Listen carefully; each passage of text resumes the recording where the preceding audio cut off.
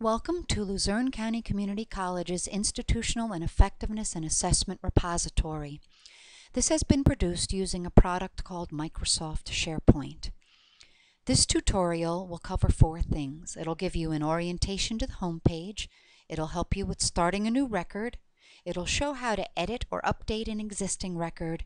And finally, it will show you how to organize your view of the records, starting with the home page and going from right to left. On the far right, you see the graphic that illustrates the four-stage assessment cycle.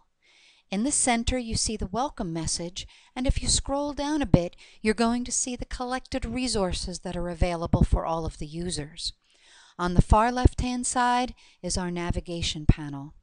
This houses our access to the record collections, our access to our resource libraries, and access to our discussion boards. Academic areas will need to access three different record collections. They're going to need to access annual assessment of academic programs, and the 5-year course audit, and the 5-year program audit. Non-academic areas have to access two record collections, the annual assessment and the 5-year audit. Let's take a look now at how we would start a new record. I'm going to enter the annual assessment of academic programs to illustrate. It's very easy. All we have to do is click the Add New Item button, and the blank template opens for us to fill in. On this blank template, you're going to see text boxes and multiple select boxes. Taking a look at these multiple select boxes, all you have to do is rest your cursor over any item listed to see the full text version. Select anything you'd like, click Add, and if there's something else that you'd like to populate into your field, you may add that as well. Scrolling down to take a look at some of the text boxes, you're going to see that the text boxes seem small. That's because when we're filling in a web form, we're seeking brevity. Think of it as a Post-it note-sized summary statement, roughly 25 words or less. There is a 255 character limit for any of these text boxes. But that's not really a problem because any detailed information that we have associated with this assessment record can be uploaded as an attachment. We can upload word process documents, spreadsheets, PowerPoint files, PDF files, even video files as supporting documentation. When you're working with any web-based form, you want to make sure that you save frequently. There are two places where you can save your records. One is at the top left. You can click the Save button. And there's another place at the very bottom where there's another Save button. You can make sure that your work is saved. I'm going to close out right now. Let's imagine now that we want to edit or update an existing record.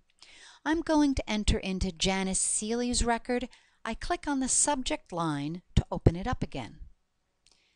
You can see that it shows the brief statements that she's inserted, and we can also see that she's made it to approximately stage 3. Imagining that Janice at this point in time wishes to either edit or update her record, we move up to the top left and choose to Edit Item. This opens up the record with all of the text boxes and multiple select boxes again available. We can fill in, enhance, revise anything we'd like.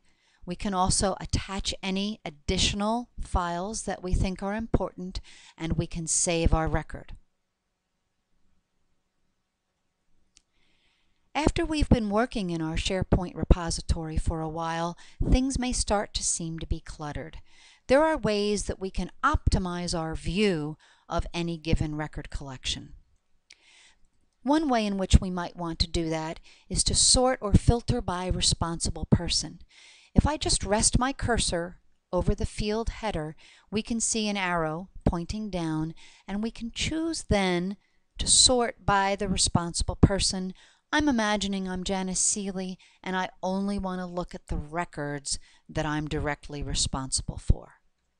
To turn off that filter, we rest our cursor over the field header again, click the down arrow and we can choose to clear the filter.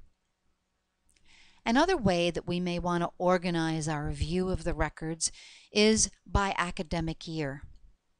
We may, for example, only wish to see the most current records. So I might choose to only view the records from academic year 12-13. If I apply that filter, I see the most current records.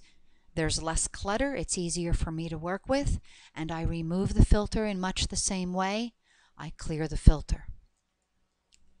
If at any time you get a little lost while you're working in your SharePoint repository, you can always click on the Home button and it takes you home again. Thank you so much.